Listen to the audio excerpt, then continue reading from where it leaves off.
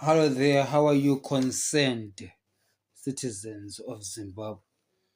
Now, this is a follow up video to the one that I made previously concerning our citizens' action as citizens, as concerned citizens, and firing military generals. So, now I want to make this video for us to understand what the Zimbabwe military is. Okay, because we always talk about Zimbabwe military, the generals, Sivanda, Somnanga. Here's the thing: the whole company, right, the whole military of Zimbabwe is called the Zimbabwe Defense Forces. All of it, all the soldiers, whether they are land based or air based, they're all called Zimbabwe Defense Forces. All right. And the commander in chief of the Zimbabwe Defense Forces is Emerson Mnangagwa, who is seconded, and I'll explain why I say seconded by the commander of the Defense Forces, so the commander of the Zimbabwe Defense Forces, who's Valerio Sivanda. Now, I want to clarify something here. Back during the liberation struggle in the 1970s, when we had the armed struggle, political formations had an administrative structure, right? Because there was a war effort anyway to gain Zimbabwe. So they also had a military wing. So political parties had a military wing. So the military wing had its own military commander, and the political wing had the political leader. Essentially, the political leader was the leader of both the political wing, or sorry, the political structure, and also the military structure. Though the military itself as a unit had a command, an army commander who went to the ground and shot guns. One of the most prolific army commanders of the 1970s was Josiah Dongogara. At some point in the 1970s, he was asking his generals and lieutenants, asking them, who do the people say I am? And the lieutenants will say to him, some say you are this, some say you are that, like how Jesus asked his 12 disciples. And then one commander says to him, you are the savior of Zimbabwe. And then he says, yes, you are right. And then he says that because he's the savior of Zimbabwe, then it means that he must be the president of Zimbabwe. So Josiah Tongogara was not a political leader. He was just a leader of the military wing. In the 1970s, there was a huge contest between the military leaders and the political leaders. The military leaders viewed themselves as the ones that are actually doing the work of bringing the country into liberation since they've got the guns. But the political leaders thought that they're the ones who gave birth to the military. So the military must be under their wing. So the clever thing that the political leaders did was to say, though I'm a political leader, I'm not just going to sit here and become a political leader and appoint a military with a military leader. I will be the leader of both the political wing and also the military wing. Hence, in Zimbabwe, we have got this thing whereby the president of Zimbabwe is also the commander-in-chief of the Zimbabwe Defense Forces. It has got a historical reason. It's the 1970s, before 1980. So it is, if we never went to a armed struggle, the president of Zimbabwe will just be president of Zimbabwe, political leader. And then we will have an army commander, just an army commander on his own. So these politicians in the 70s were so much afraid of the army commander, so that they needed to gain grip on the army. So now you will have a person as the leader of the political party and also commander-in-chief of the army. But this commander-in-chief is really kind of like ceremonial because he doesn't really go to the ground and carry the guns and bullets and shoot people. Those who are on the ground shooting bullets, they've got their leader. So that leader of those people is what now we now call the commander of the defense forces of Zimbabwe. So right now, the commander of the defense forces of Zimbabwe is Valerio Sivanda. His boss, the commander-in-chief of the Zimbabwe Defense Forces, is Emerson Mnangagwa. But Mnangagwa himself does not wake up in the morning, carry a gun, strategize about how to train soldiers, day-to-day running of the military. It is done by Valerio Sivanda. Actually, that role of commander-in-chief was born out of political fears that the army will be too powerful. So let us have the political leader also being part of the army leadership. So that is why we have commander in chief and also the president. Or we have the president as also commander in chief. It's more like a ceremonial role so that he's become boss, but he's not really in charge of the army, does not even understand a lot of things about the army. But the one who does, who's the boss of the actual soldiers, is called the commander of the Zimbabwe Defense Forces. He's not called the commander in chief. So in the army, they don't like using these things like vice, deputy president. They just name them differently. The one on top, commander in chief. One below, just commander. Not in chief, but just commander. Now, the Zimbabwe Defense Force has got two wings.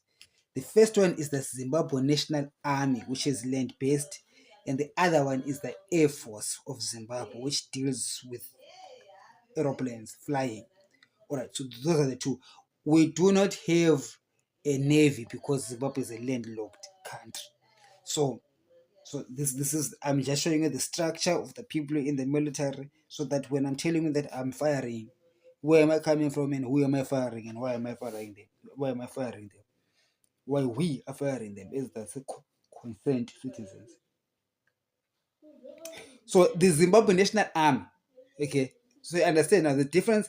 The Zimbabwe National Army is the land-based, the soldiers that walk on the ground, that fight on the ground, all right.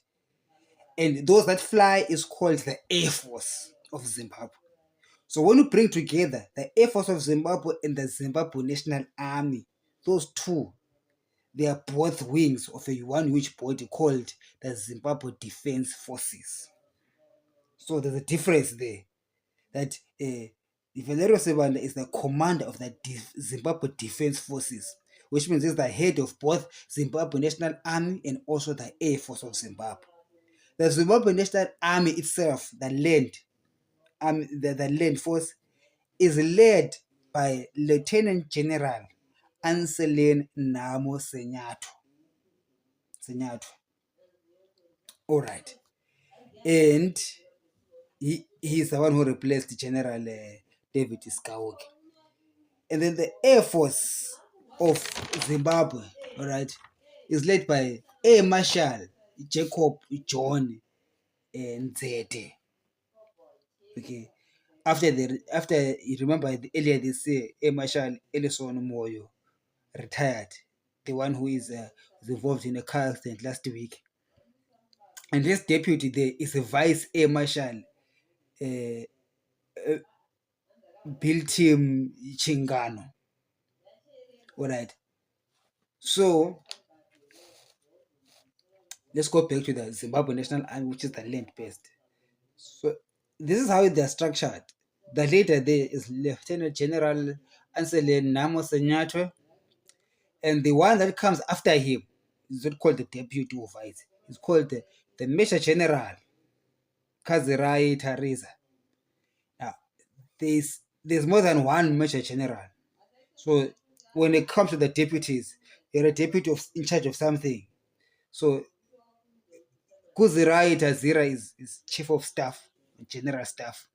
Then there's another major general called Emmanuel Matata, who's also chief of staff, but the administration staff. Then there's Major General Hlanganani Dube, chief of staff, quartermaster staff. I hope these are still the names that are valid, because Mnangagwa keeps on changing these people, and we don't really have a up-to-date version of who exactly is who. So in the Air Force of Zimbabwe, you have got this Air Marshal, right, and the Vice Air Marshal. Then you've got the Commodores. There's quite many of them. It also is got to do with you're an Air Commodore for this, other one is a Air Commodore for that. Okay,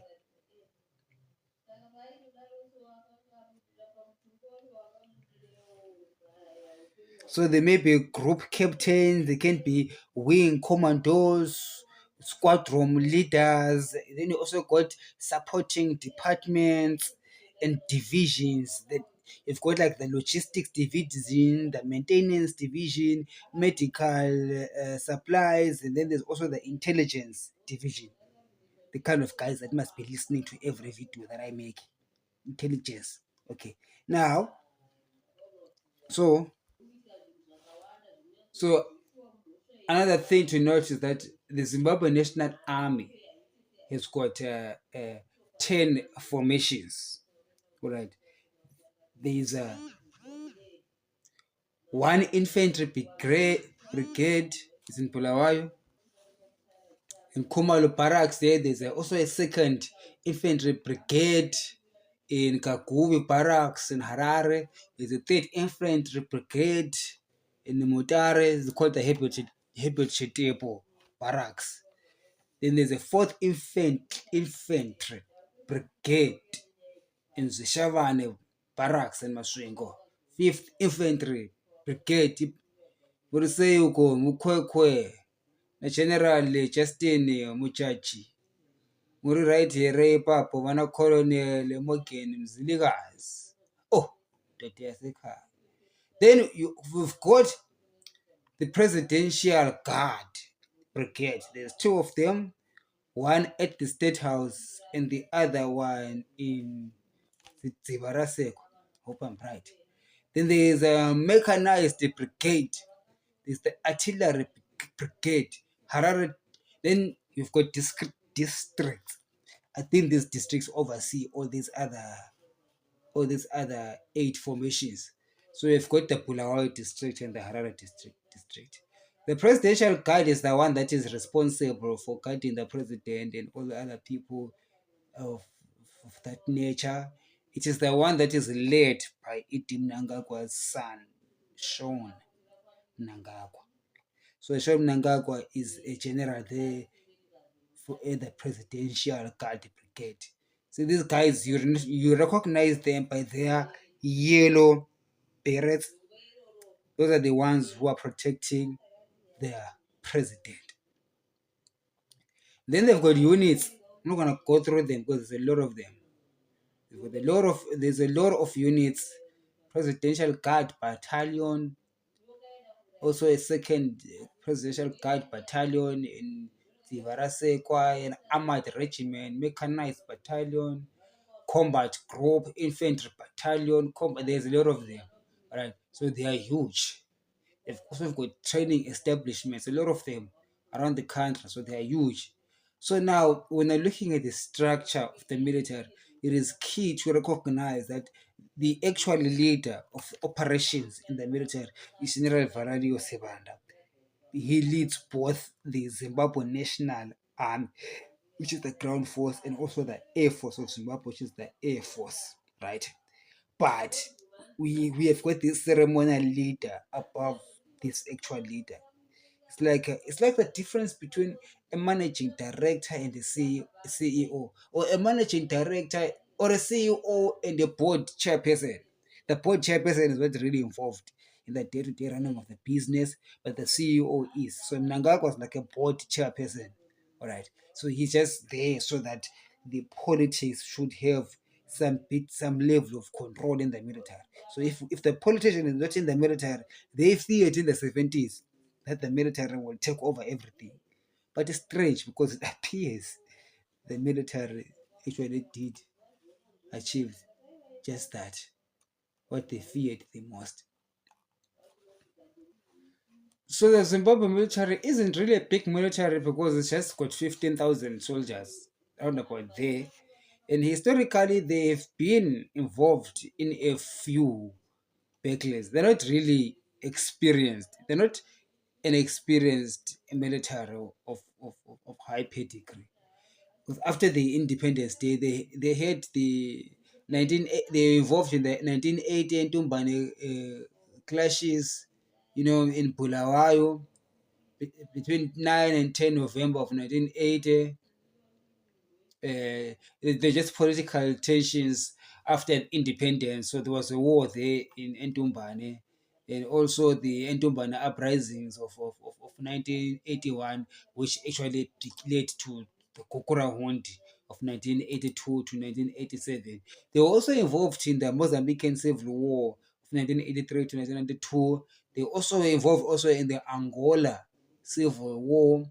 In Somalia, they also were part of UNOSOM, which was just the United Nations coalition of armies, and they were also in the big one, the Second Congo War from 1998 to 2002, the war that destroyed our economy. So they haven't been that efficient. They were not efficient as far as the Second Congo War was concerned. We really never got economic proceeds out of it.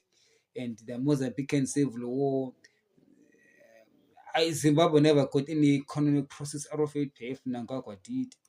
Even the Angola Civil War, I do not know what we were busy doing in the region, because I do not see any benefits for going to these countries that we can tangibly speak of.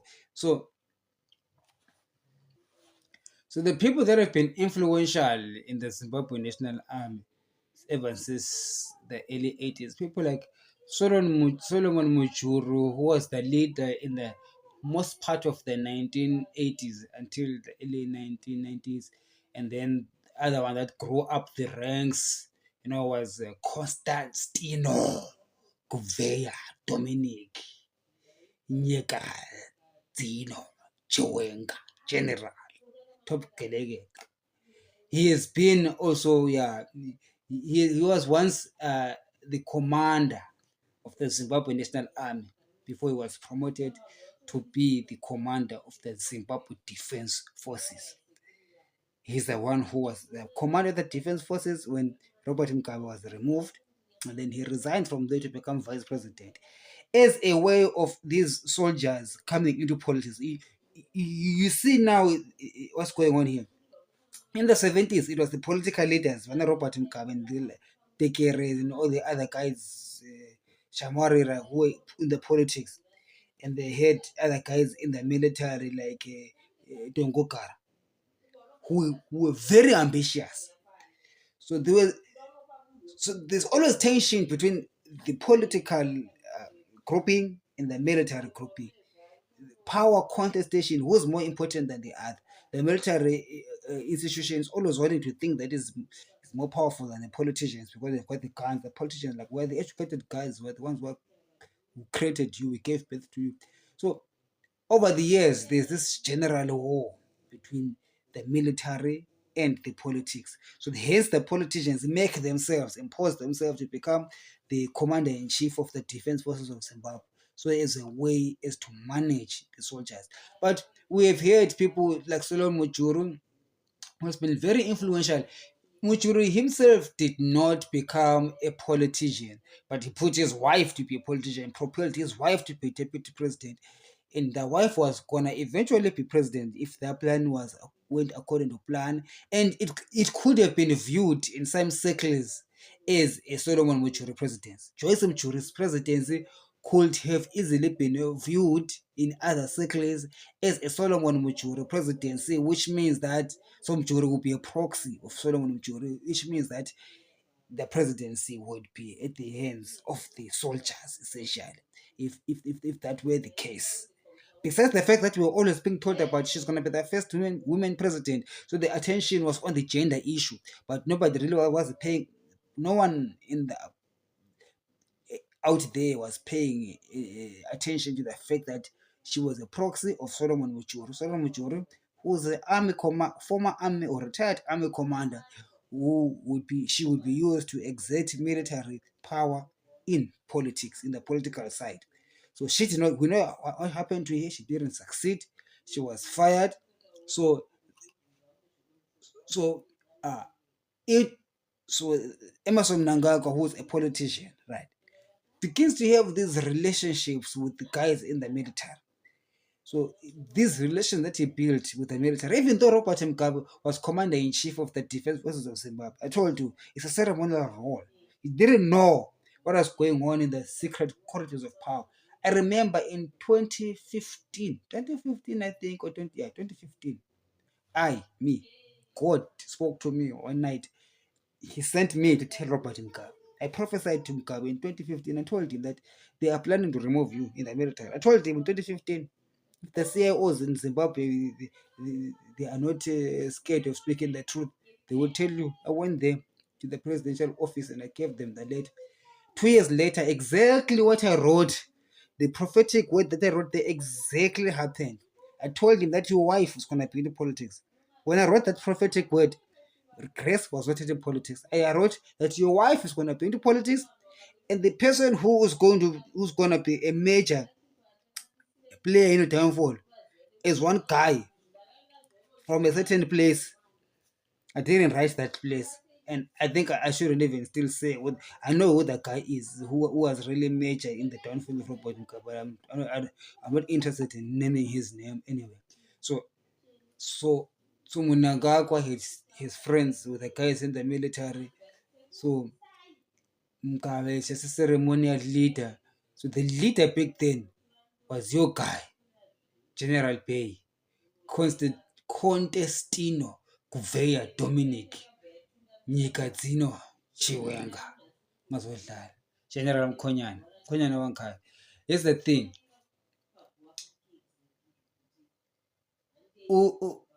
With Chiwenga being the leader, and Philip Valerio Sovando was the leader of the Zimbabwe National Army, a job that is now currently held by General Anselin Namu Senyato. Mnangagwa begins to make these connections with the guys on the other side. So I told you there's two guys, the political guys and the military guys. So Mnangagwa is very clever. The political guys, they like to play with intelligence. Mnangagwa begins to play with the military guys, the guys with the guns, and then begins to promise them the juicy political space. So that is why he was able to move Constantine Chiwenga, who was the commander of the Zimbabwe Defense Forces, and brought him to become vice president. According to their gentlemen agreements that we now know, Chiwenga was supposed to take over from Mnangagwa. So we have this military coup.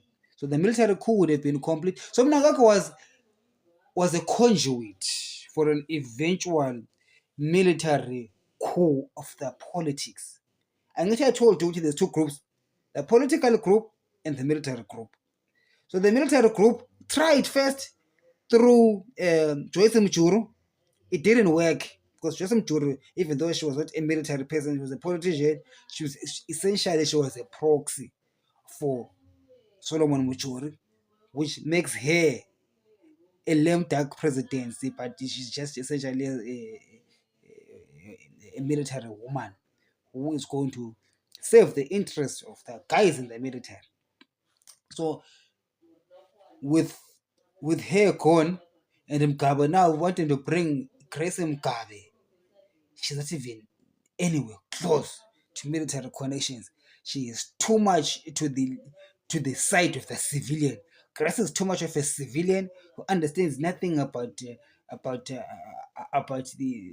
politics of the military versus this group of politicians, and she will take the country to the generational 40. Or the country is being moved away from the military. The military is losing its grip of power. So the military cannot have Grace Mugabe take over. So the military will have to find a new bridge. Joseph Churu is not going to work anymore. They have to find a new bridge. Mnangagwa sees an opportunity here. Though Mnangagwa is not a military guy, he's a political guy. Because it's a shrewd businessman. That Mnangagwa was a very shrewd, very clever politician. So he sees that sweet spotlight whereby he is deputy president, could be president of the country. Robert Mugabe doesn't want to give him presidency. He want to give it to this woman who is on the far end of the spectrum. At least Mnangagwa was right there in the middle, but Grace is far on the other far civilian spectrum, not edging towards the military spectrum. But Joyce Mjuri was very, very close to the to the military side of the spectrum, because her husband essentially was going to be the de facto president. So it would have been a Solomon Mujuru coup if Joyce Mjuru was becoming president. So the political guys in ZANU-PF were able to stop that, and then Mnangagwa, your Mjit, Mnangagwa begins to have these connections with the military. So the military views him as a bridge to an eventual military conquest of the political scene and claim military victory. He have the country to be led by military gentlemen, like in jail, with no questions asked. So hence you saw the commander of the defense forces moving, leaving his job, which is a proper job, and going into politics to become a vice president, because you don't want to scare umvundla.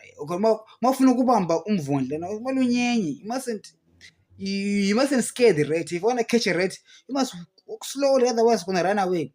You mustn't, like, it wasn't gonna work in 2017 if they have a coup and Constantine is now president.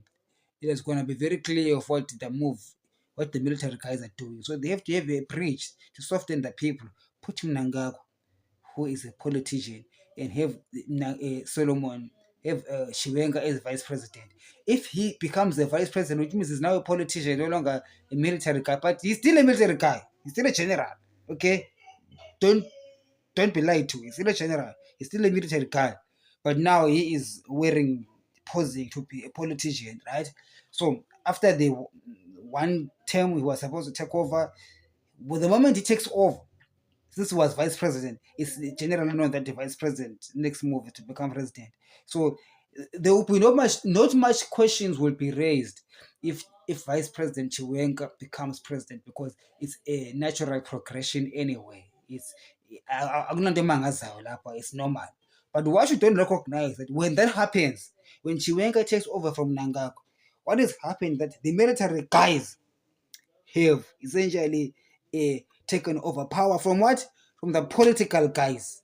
So this Game of Thrones between the military wing and the political wing, all right, would have played with the military victory when Chiwenga becomes president. So when Chiwenga becomes president, it's the military wing that wins. Therefore, they begin to parcel out the winnings towards, amongst themselves, the military guys, and then they will ape out the political guys. So the political guys are skeptical, they are aware of that. So the political guys will tend, therefore, to congregate towards Mnangagwa. That's why they're busy with ET 2030.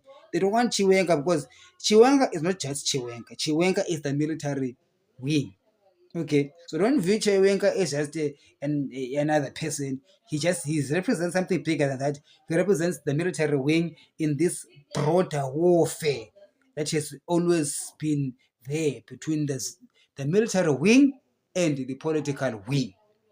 Just read books from the 60s and 70s. These guys have always been at each other's throats since the 1970s. There's always been a power contestation between the two. We know that ZANU had its own military wing, ZAPU had a military wing. But the ANC, Frolize, first of all, let's talk about Frolize. Frolize didn't have a military wing. It was relying on the military wings of ZANU and ZAPU. So Florize vanished eventually. All right, didn't go anywhere. Another political formation was the ANC. The ANC started not as a political formation, but it started as a unity of ZANU, ZAPU, Florizi, to handle the politics of the early 1970s concerning plebiscites that needed an involvement of black people. It is that same ANC that was eventually led by Abel Mzorewa. But Mzorewa did not survive because he did not have a military wing. So Robert Mugabe won because ZANU had a military wing. And the second after Robert Mugabe was Joshua Nkomo, because Joshua Nkomo also had a military wing. So it was consequential to ANC and Mzorewa to lose, because Mzorewa and the ANC didn't have a military wing. So when you get into 1980, there is Robert Mugabe in power. His military wing is integrated into the Zimbabwe Defense Forces. And then now Joshua Nkomo, another political opponent, his party is up. He has got a military wing. Mugabe can have that. Can have an opposition leader who's not just a political leader. I mean, who's not just a political opponent, but he's also a military opponent, because he has got a military backup. So Mugabe goes into a system of destroying the military wing of ZAPU, so that there's only one military wing in the country. So ZANU remains with its military wing, but it is no longer a military wing of ZANU. It is harshly called the Zimbabwe Defense Forces. But we know that, okay, yeah, it is Zimbabwe Defense Forces, but actually it belongs to a party, which is ZANU PF. And then ZAPU is disallowed to have a military wing. So the ZAPU military must be involved, must what integrated into the Zimbabwe Defense Forces, which is really a ZANU puppet. Okay, so Nkombo and other people of ZAPU, some surrender and some begin to see the loophole there, and they begin the political contestations between the ruling ZANU, which is its military wing in the integrated in the Zimbabwe Defense Forces, and a political opponent who is not willing, or who has got a military wing as well. So they want to demilitarize the opposition, because the leaders are afraid of a militarized opposition. They don't have a problem with an opposition, but they've got a problem with a militarized opposition. But there's a trick there. The militarized opposition will begin to argue and say, though you have integrated your military wing into the national army, it is just on paper, but in reality, we do know that the national army is serving the interests of your party, not of the country. So we too, as a party, need our military wing. Then you get things like Kukurawund, which is a contestation between two political parties who both have military wings. And therefore, one must not have a military wing, or actually both of them must not have a military wing. And the military wing, and the military must be the Zimbabwe Defense Forces, not a political party with a military wing. So those contestations led to what we now term Kukurawund. It's unfortunate that a lot of Ndebele people died so much that the focus has been on the genocide, but we have failed to recognize the political reasons for such a warfare. It was really two political parties whose military wings were at war, right? And unfortunately, the political power in power, the political party in power began to pursue what they call dissidents. Okay, so the political wing of ZAPU, the government, since they were in power, they began to term them dissidents. And in pursuit of killing the dissidents, a lot of civilians lost their lives in what other people call a genocide. And that has been a traumatic experience to the civilians who were in other ways not understanding the political dynamics. They were just caught up in a war between two big elephants. Now, we see that in 2024, the contestation continues. It hasn't stopped. So when you see General Chiwenga wanting to come into power, it is the military side of the politics that wants to take over the whole politics.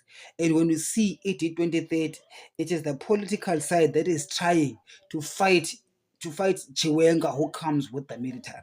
So the grip of power for the political guys is to keep it in power. But you can say, why doesn't it do what Mugabe did? Okay, by putting Mugabe had grace and it with his children, maybe. But here's the thing: the problem with these people that ED will have is that they are too much towards the civilians. So the military do not want someone who is too civilian. Okay, they want someone. They want one of their own, one who's closer to them. So they will not want anybody who is far away from the military. Hence, the genius of Mnangagwa again comes up when he puts up Sean Mnangagwa to become a leader of the presidential guard, essentially making Sean Mnangagwa a military guy. By selling Sean Mnangagwa to the military generals as a military guy, it's sort of way of pacifying the military side of this warfare, of this Game of Thrones. So the military side to be thinking that, okay, Sherim Nangako, you're also a general just like us. So you are military oriented, you're not civilian oriented. So you are more palatable to us. So that is the political genius of Itim Nangako when it makes that move. I do not know if the son fully understands it that way, but certainly the way I read it, the father is trying to appease the military wing of this political formation. Remember, I told you it's two wings that are fighting. It is the military wing versus the political formation. I call it military wing because it was actually created by the political structure. Without the political structure, there wasn't going to be a military wing. So we are inheriting that historic arrangement into the new Zimbabwe. But even though in the new Zimbabwe, right, the parties themselves do not have a formal army. The army belongs to the country. But that is not really the case. That's not really the lived experience.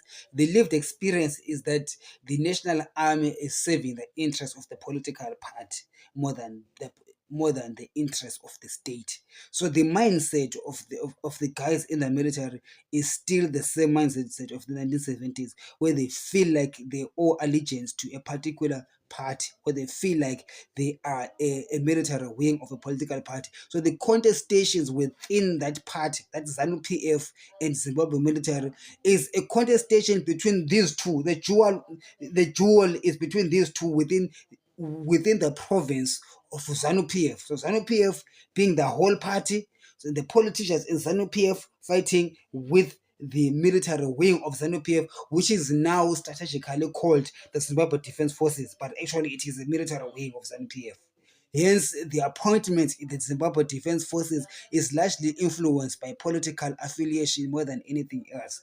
In the 90s, when Robert Mugabe started making sure that he appointed people according to political lines, the military deteriorated in its quality because they no longer promoted people out of excellence or meritocracy, but they promoted people out of party allegiance. So we begin to see that the Zimbabwe Defense Forces has been really partyized, zanurized, instead of being nationalized for the sake of the state. Though on paper they're supposed to serve the state, but in reality they are serving the political party. And as they wage a war, as the military guys within that within that arrangement, the military guys are fighting with the political guys within that arrangement. That's why they don't want MTC or Triple C or whatever, because MTC or Triple C is upsetting that arrangement. The arrangement is a one-party state. Okay, don't be fooled. ZANU PF doesn't want democracy. They're essentially a one-party state pretending to be a democracy. That's why they like Chamisa, because Chamisa provides them this cover to pretend to the international community and to us that we are a democracy, when in actual fact we are not a democracy. We're a one-party state. If we were a democracy, the military will be able to work well with ZANU PF, work with Triple C, work with MTC, work with my party, work with me. But they cannot work with me, or Chamisa, or any party, because in reality, they are not an army of the country. They are really a military wing of ZANU PF, serving the interests of ZANU PF. So their focus, their scope is limited within that small island of Zimbabwe Defense Forces and ZANU-PF only. Hence, elections will never bring freedom to Zimbabwe, because elections are a means of attaining legitimacy in the eyes of the international community. They need you to go to elections, vote for your opposition leader. They will give you some seats in parliament, it's fine, but your leader will never get over 50% of the votes. The 50% of the votes will be rigged. It will always be ZANU-PF that wins. So that's why I always say in this channel that Nelson Chamisa is at best serving better the interest of the ruling elite more than the interest of the people of Zimbabwe. By telling people to go to elections, he is creating this picture that there's democracy in Zimbabwe. When he's telling people that do not go to the streets, then he says, don't go to the streets because I do not want to go to a state house over dead bodies. But Zimbabweans are already dead. He is trying to protect the interests of the military and the ZANU-PF, who do not want people to go to the streets, because if people indeed go to the streets, there will be a revolution. There will be eventually a change of government. There is no army in the world, even the mighty US military itself cannot even stop US citizens if they want a revolution in their country. The French Revolution happened even though the French had a military. All revolutions happened in countries with militaries, including Zimbabwe. Even in Zimbabwe's got 15,000 soldiers. Harare can be flooded with 100,000 people. Those soldiers are no match to the people that will go to the streets. So the nightmares that Edim Nangakwa, General Chiwenka, Valerio Sibanda, and all those guys in ZANU-PF and the Dakuris, the nightmare that they have is that if Chamisa by any chance tells his followers, let's go to the streets, that is what they don't want to see happening. So they will always guard and watch Chamisa's Twitter, Chamisa's mouth, and control Chamisa so that Chamisa does not incite that kind. It's not even inciting violence. It's allowing people to protest. Protesting, by the way, is a constitutional right. Zimbabwe pretends to be a constitutionalist, but it's not. The leaders are not following the constitution, but they're just pretending. So if we're following the constitution, people should be allowed to protest. Even 100,000 people must be allowed to protest in the state of Harare. Even and Chamisa should be allowed to tell his people that, guys, the things are bad, let's go and protest in the streets. But they are guiding him from saying that. One thing that you will never hear Chamisa say is, let us protest.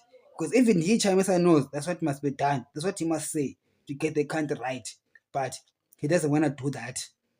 He would rather save the interests of this grouping of people. So you understand where I'm coming from, where I say we are firing the Zimbabwe military. Not just are we firing Edim Nangakwa, but also firing the military, meaning that not just are we firing the political side of ZANU-PF, but we are also firing the military wing of ZANU-PF, which is masquerading as the Zimbabwe Defense Forces, when in actual reality, it really is a clandestine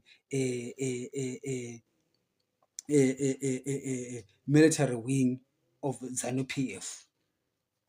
So for you to remove ZANU-PF from power, you're not just removing the politicians, but you're also removing their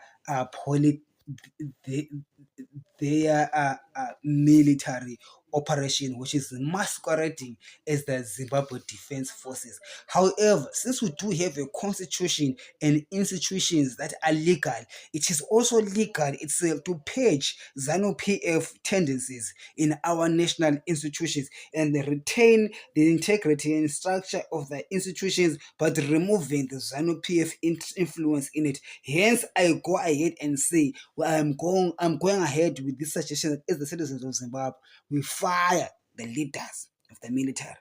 The first one being the commander-in-chief of the Zimbabwe Defense Forces, Emerson Mnangagwa, and also the commander of the Zimbabwe Defense Forces, Valerio Sibanda, also the Lieutenant General, who's the commander of the Zimbabwe National Army, Lieutenant General Anselin Namo Senyato, and also the leader of the Air Force of Zimbabwe, Air Marshal Jacob John Nzede, and also his vice Air Marshal Bill Tim Chingana, because they're not serving the interest of us as civilians.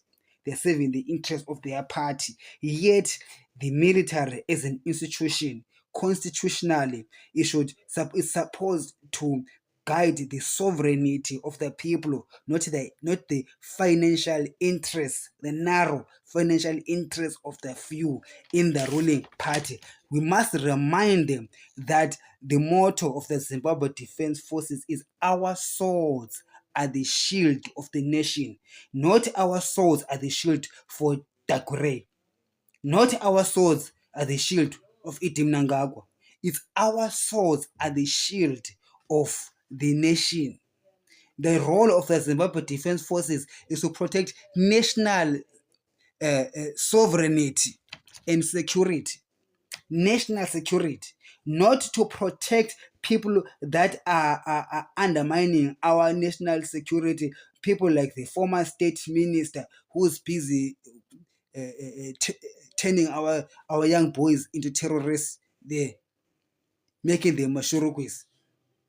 The military should not be found working hand in hand with people like Owen Motangobe, who are making our children to be terrorists, all because personnel in the military wants to gain from the illegal mining of diamonds and gold, killing people so that they can have their hands on blood diamonds, promoting people according to party lines. When in 1980, according to the Lancaster House Agreement, Zimbabwe became a constitutional democracy. So if we use the constitution, we can nail these people using the very same institution that is, many people say that it is captured. Of course, I believe it is captured, but there's nothing that can stop a judge in High Court or in the Supreme Court of Zimbabwe to judge right. Captured or not, given money or not given money, doesn't matter. The judge can judge what is right and bring justice to Zimbabwe. Yes, citizens' action, therefore, needs to be focused on understanding that these Zimbabwe Defense Forces leaders are also part and parcel of the problem. Not that it is a new revelation to us. We have always known that. But we gave them the benefit of the doubt that as human beings, they've got ability and capacity to transform and do what is right. Seeing, therefore, that our moves and our overtures are not meant with a reciprocating move. Therefore, we move on to stage number 2, which is to show them the red card as civilians. We are not an army, okay? The army we already have. That's Zimbabwe Defense Forces. This is a point I want to put across. People say, to set Zimbabwe free, you must go train an army in Mozambique. No, we mustn't do that. I'll tell you simple.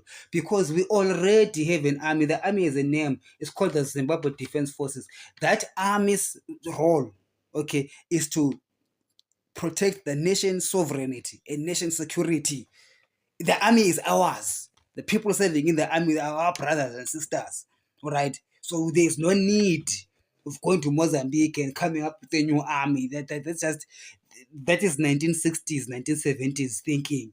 Right now, we have to deal with the cancer within our own Zimbabwe Defense Forces. And that cancer is the personnel, persons, not the institutions, but people. And we've identified who these people are. Emerson Mnangagwa, Valerio Sibanda, Sinyatwe, and John Nzebe, and Pilton Chingana.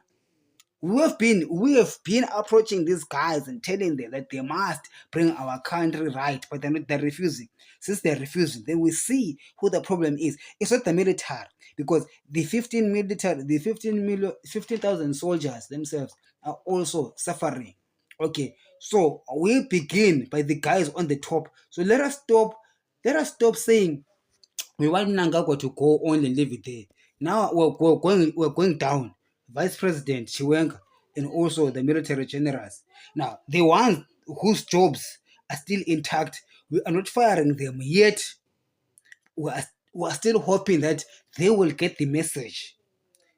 Guys like in the 1st Infantry Brigade in Kumalo Barracks, then Bulawayo, Brigadier General George Chitwa, you must be ready there, George, to work with the civilians to protect national interests.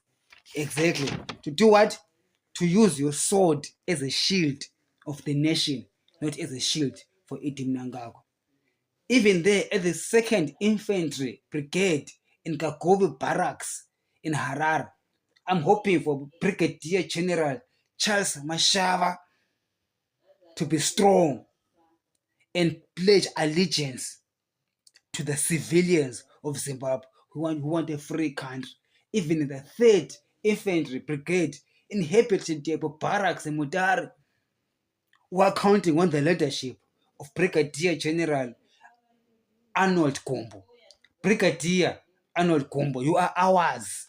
We do not form an army in other countries to come and attack you. Why should you do that?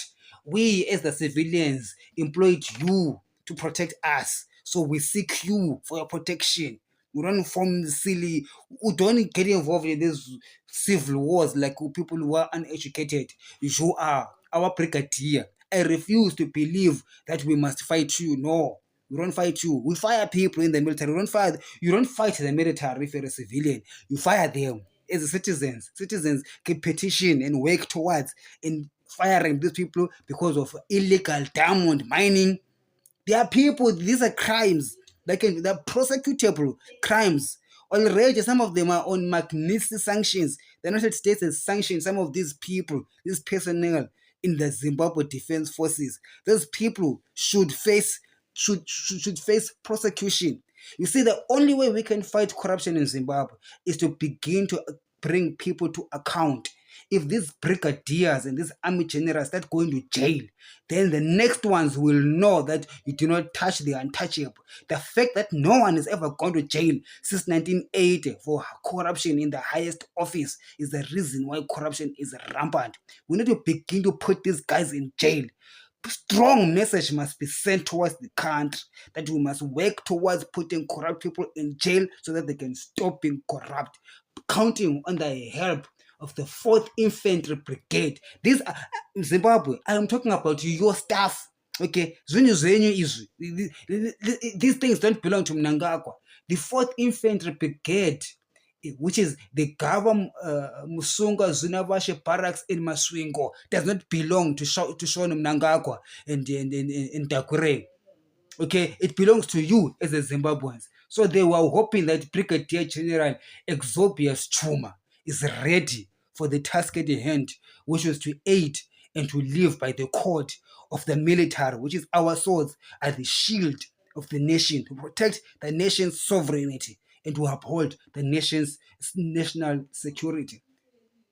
We're not forgetting in Kezi barracks there in Kwekwe, the 5th Infantry Brigade, we're hoping Brigadier General Justin Munjanji and also Deputy Command Colonel Morgan Ziligas, and people like Colonel Zivitwa on our side. Even at the presidential guide, I know that we've got a problem there. We've got that Sean Mnangagwa there, who's going to be a problem. Okay, leave that one. Everybody else at the presidential guard, we've got you say, you deserve better. You deserve better wages. You deserve better treatment. You deserve better than that. All right, let's move on. Even to the mechanized brigade. That is our brigade. You are ours. It's Inkomo barracks there in Harare. You are ours. Major General Paul Chima, you are ours. Don't be lied to. Don't be lied to. You are ours. Deputy Brigade Commander Colonel Charles Shumba, you are ours, sir. The Artillery Brigade Ndomboshaw, Brigadier General Stanley Mangema, Deputy Brigadier Commander Colonel Everson Nyamagondo, you are ours, sir. Pledge allegiance to the new formation of the citizens and break away from the oppressive regime of Idi Mnangagwa and the cowards in government. Holy Harare district there, Deputy Commander Colonel Polas Mataka, Bulawayo district, Vusachum, get in line. All right, Zimbabwe, I'm showing you these things are yours. These barracks, they belong to you. These units that we have, I'm not gonna I'm not going to go to Mozambique. I'm not going to go to China or Russia or USA as for funds to train people so that they can die for what? Die for nonsense. We've got units. People of Zimbabwe, we have got the resources. Mnangagwa was through his propaganda. He makes you believe that these things are not yours. He makes you believe that they are his. They're not his. They're ours. We've got units. We've got one parachute battalion in Nkomo barracks. We've got another commando battalion also in Charles Kumbo barracks. We've got special air service. We've got mounted infantry regiment. We've got 2 presidential guard battalion. We've got an armored regiment. We've got mechanized battalions, 2 of them. We've got 11 combat groups, 12 infantry battalion, 18 reserve force battalion, 21 combat group, 22 infantry battalion led by Lieutenant Colonel Terison Marofo, 23 combat group led by Makunje, 31 combat group in Mutar, 32 combat group, you understand, in Tanzaguru with Major General Stephen Tetias Chifamba. This one retired in 2004. All of you, my army generals who retired, you are ours, don't belong to that Itim Nangaku. You belong to the people of Zimbabwe. So the propaganda makes people believe that the military, it's a lie. It's not. That is the stealing. Not only does Mnangagwa steal our resources, our gold and diamonds, he also steals our military so that you believe that the military is not yours. So forget about training overseas to fight a government. What for? This is what we're going to use against the criminals in government. We're going to use the very same government, very same institution, because people who took an oath of office, all these brigadier generals, all of them took an oath in office, putting their hands on the Bible, pledging allegiance to the sovereign state of Zimbabwe. No, none of them ever pledged allegiance to Takure or to Mai Mnangagwa or to these guys busy looting the reserve bank. None of them. I would like to remind all these brigadier generals and these commanders that you pledged allegiance to the Constitution of Zimbabwe, which is the civilians of Zimbabwe. You are the last point of defense for the people of Zimbabwe. So it's a no-brainer. It's stupid for us to go and look for people to fight our own resources. All right. So these are our resources. All right. That is the parting message I'm giving to you. These are our resources. And within these resources, we've got people, criminals in charge. Those are the criminals that must be arrested. I don't care that you're an army general. You did not put your hand on that Bible and take that job so that you can steal and abuse and further abuse state apparatus and state resources to forge ahead with your repressive measures when people come up against your corruption. You corrupt the state machinery and turn it for personal gain. That is another crime on top of the crimes that you've already done. There's a multiplicity of crimes that have been committed by these people. The commander-in-chief himself of the Zimbabwe Defense Forces, Emerson Mnangagwa, being the chief amongst them all, being given the very important role of securing our security and our nation's sovereignty. Instead, he goes to undermine it and becomes the rapper of the nation's security and the nation's sovereignty, leading to millions of Zimbabwe to be at the mercy of other people in other countries, stuck with no prospects of life because the gentlemen that were supposed to guide our sovereignty are busy in sinfulness. Hence, I make a move to fire them, including the army commander of the Zimbabwe Defense Forces, Valerio Sibanda, and the Zimbabwe National Army Lieutenant General Anzade Mnamo. All right, Sinyatwe, and the Air Force of Zimbabwe, Air Marshal Jacob John Nzeve and his Vice Air Marshal Bilton Chingana. We stop there. If If they do not adhere to our call, we go deeper. I am Papa. I can go deeper, Papa. Tell me to go deeper, Papa. I will go deeper, Papa. So, all these infantries, all these formations, they are all ours. And they should get ready to plead allegiance to the new Zimbabwe, which is civilian centric and is guided. And they must know that this new Zimbabwe is guided by the democratic principles enshrined in our constitution, not in the constitution of ZANU PF. Gentlemen, we are moving away from the 1970s. The contestation, the Game of Thrones between the military wing and the political structure should come to an end. The whole reason for Chimurenga, from the first Chimurenga, was for the masses, for the emancipation of the black masses. Allowing it to be hijacked by these warring functions of the military versus the political structure is a distraction from the real goal that we need to achieve, so that we take 16 million of our people out of abject poverty, make our industrialize our country, raise a middle and upper middle class a